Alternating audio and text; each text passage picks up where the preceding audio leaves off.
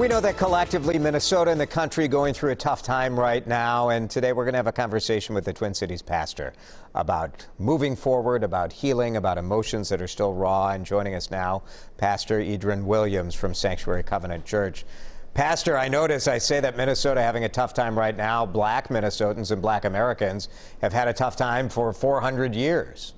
Yeah, Jason, thanks for having me. It really is an important point on a part of a larger story, though. This has been a long journey, and I think the Twin Cities right now, and as I heard someone say a little earlier, really is the epicenter of the struggle for freedom in America. And so I hope we won't waste this moment. You'll be at the memorial service in just about 40 minutes. What are your reflections on this moment in time, and specifically about George Floyd and what happened? Yeah, I first think about personally that a father lost their son. George had some kids, they've lost their father. He had friends, he had a community here in the Twin Cities as well as in Houston, Texas, who loved him and knew him well, and all of that was snatched away from them last Monday in a very public and inhumane way. And you have to start there, that a real man, an image bearer of God, as we would say at Sanctuary Covenant Church, has lost his life. And so that needs to be kept at the forefront. Yes, we'll need to talk about the looting and other things, but let's not forget what brought us to this place, and that is that a man lost his life in a very inhumane way. And then you sort of pan out a little bit and wonder, what will it take for this to stop? What will it take for police to do a better job of policing us in a way where the community can see the police on our side? Are police able to make that transition? And if not, then what else are our options if they can't? Yeah, I think it's something that you and I were just talking about. We have Minneapolis's first Black police chief, a man who sued his department for being racist. He's in charge right now, and yet here we are.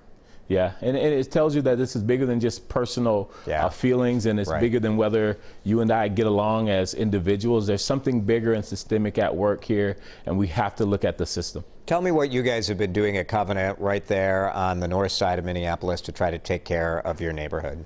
Yeah, Sanctuary Covenant is 17 years old, and for the entire history of the church, we've had this posture of when the community needs us most, we want to move towards the community as opposed to pulling away from the community. And so I think back to 2011 when the tornado hit North Minneapolis, our church was in the streets serving food, serving people. And when this incident happened last Monday night, and as news spread on Tuesday, we really wanted to get out into the community ourselves. And so we pulled out the grill, started grilling hot dogs, handing out water, just talking to the neighbors who were out and about in North Minneapolis. We put out an ask for some donations to just replenish the food that we were barbecuing each day. And that word spread somehow to say we were taking all kinds of donations, and thousands upon thousands of people started coming, bringing all sorts of things, and we shifted into a food shelf overnight almost. And we've been serving for the last week, serving hundreds of people each day, perhaps even more. And as great as the need has been, the generosity has matched it. People have been coming from every part of the Twin Cities bringing items, and it's been awesome.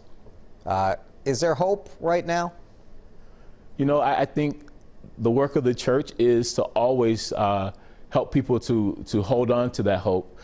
We have our personal faith, our faith in Jesus, and whether you're a believer or not, though, there's something human about us that tells us that we have to look towards the hope. Where is the possibility of things getting better? And if you don't have that hope, it really is hard to make it in this life. And so I would say yes, the people of North Minneapolis, the people of South Minneapolis are some of the most resilient people I've ever met. And I think there is great hope that we will see this incident progress the way it needs to, with the officers being held accountable for what they have done.